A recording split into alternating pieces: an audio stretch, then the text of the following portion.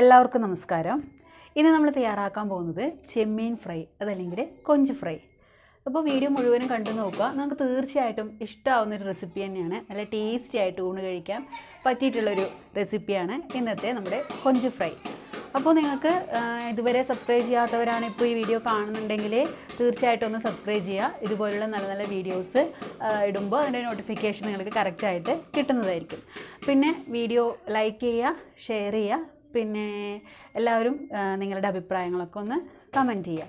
പിന്നെ വീഡിയോൻ്റെ ക്വാളിറ്റി ഇത്തിരി ഒന്ന് കുറവായിരിക്കും. കാരണം മൊബൈലിൽ അവിടെ എടുക്കുന്ന ഒരു കുക്ക് ചെയ്യുന്ന ഏരിയയിൽ ഇത്തിരി ഒരു ലൈറ്റിൻ്റെ പ്രോബ്ലം ഉള്ളതുകൊണ്ടാണ്. അതെല്ലാവരും ക്ഷമിക്കുമെന്ന് വിചാരിക്കുന്നു. അപ്പോൾ അതിൻ്റെ ഒരു കറക്റ്റ് ഒരു ക്ലിയർ എന്ന് പറയുന്നത് നമുക്ക് ആ ഒരു പിക്ചറിൽ കാണാൻ വേണ്ടി സാധിക്കും. അതാണ് അതിൻ്റെ കറക്റ്റായിട്ടുള്ള കളറ്. അപ്പോൾ നമുക്കിനി വീഡിയോയിലേക്ക് പോവാം.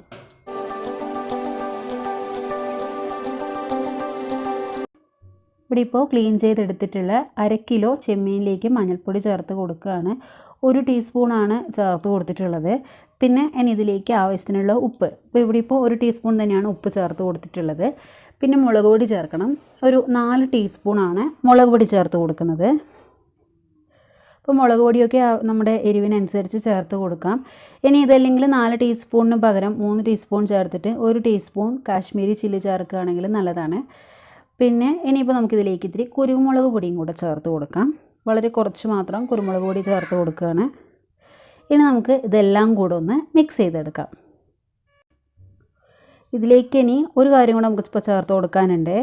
ചെറുനാരങ്ങ നീര്, 1 ടീസ്പൂൺ ചെറുനാരങ്ങ നീരും കൂടെ ഇതിലേക്ക് ചേർത്തിട്ട് നല്ലപോലെ ഒന്ന് മിക്സ് ചെയ്യാം. അപ്പോൾ നല്ലപോലെ ഒന്ന് മിക്സ് ചെയ്തതിന് ശേഷം അരമണിക്കൂർ നമുക്കിതൊന്ന് റെസ്റ്റ് ചെയ്യാൻ വയ്ക്കാം. അരമണിക്കൂർ കഴിഞ്ഞതിന് ശേഷം ഈ ഒരു പാത്രത്തിലേക്ക് 2 ടേബിൾ സ്പൂൺ വെളിച്ചെണ്ണ ഒഴിച്ചു കൊടുത്തു. ചൂടായതിന് ശേഷം നമുക്കിതുപോലെ ഈ ചെമ്മീനൊക്കെ ഇട്ടിട്ടൊന്ന് ഫ്രൈ ചെയ്തെടുക്കാം. വളരെ ചെറിയ രീതിയിലൊന്ന് ഫ്രൈ ചെയ്താൽ മതി, ഡീപ്പായിട്ടൊന്നും ഫ്രൈ ചെയ്യേണ്ട, ജസ്റ്റ് ഒന്ന് ഫ്രൈ ചെയ്തെടുക്കാം. ഒരു ഭാഗം ചെറുതായിട്ടൊന്ന് ആയതിന് ശേഷം നമുക്കിതുപോലൊന്ന് മുഴുവനായിട്ടും തിരിച്ചിട്ട് കൊടുക്കാം. അപ്പോൾ ഇത് 2 സൈഡും ഫ്രൈ ആയിട്ടുണ്ട്. ഇനി ഇതൊന്ന് മാറ്റിയിട്ട് ബാക്കിയുള്ളതും കൂടെ ഇതേപോലെ ഒന്ന് ഫ്രൈ ചെയ്തെടുക്കാം.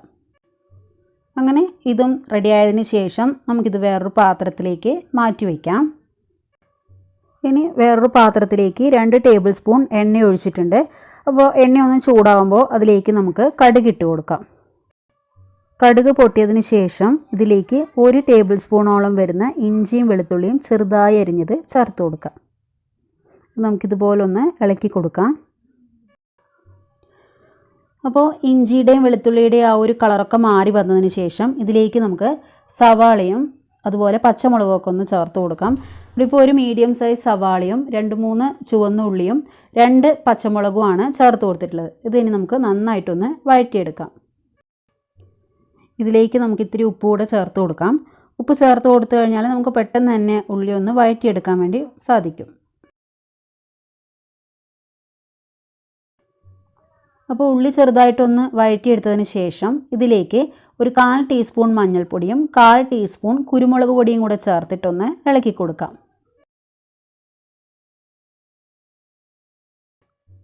ഇനി ഇതിലേക്ക് നമുക്ക് 1 ടീസ്പൂൺ മുളക് പൊടിയും കൂടെ ചേർത്ത് കൊടുത്തിട്ട് അതിൻ്റെ ഒരു പച്ചമണമൊക്കെ മാറുന്നവരെ ഒന്ന് ഇളക്കി കൊടുക്കാം. ഇത് ഓപ്ഷണലാണ്. അധികം എരിവ് പറ്റാത്തവർക്ക് വേണമെങ്കിൽ ഈ ഒരു മുളക് പൊടി ചേർക്കുന്നത് ഒഴിവാക്കാം. അതല്ലെങ്കിൽ നമുക്ക് കാശ്മീരി ചില്ലി പൗഡറും ചേർക്കാവുന്നതാണ്. നല്ലൊരു കളർ കിട്ടും. ഈ പൊടികളൊക്കെ ചേർത്ത് നന്നായിട്ടൊന്ന് ഫ്രൈ ചെയ്തെടുത്തതിന് ശേഷം ഇതിലേക്ക് നമ്മൾ നേരത്തെ ഫ്രൈ ചെയ്ത് വെച്ചിട്ടുള്ള ചെമ്മീൻ നമുക്ക് ചേർത്ത് കൊടുക്കാം. ഇനി ഇതുപോലൊന്ന് ചെറുതായിട്ടൊന്ന് ഇളക്കി കൊടുത്ത് ഇതെല്ലാം കൂടെ ഒന്ന് മിക്സ് ചെയ്തെടുക്കാം.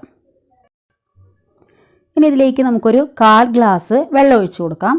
പിന്നെ മീഡിയം ഫ്ലെയിമിൽ വെച്ചിട്ട് മാത്രം നമ്മളിത് ചെയ്തെടുക്കുക.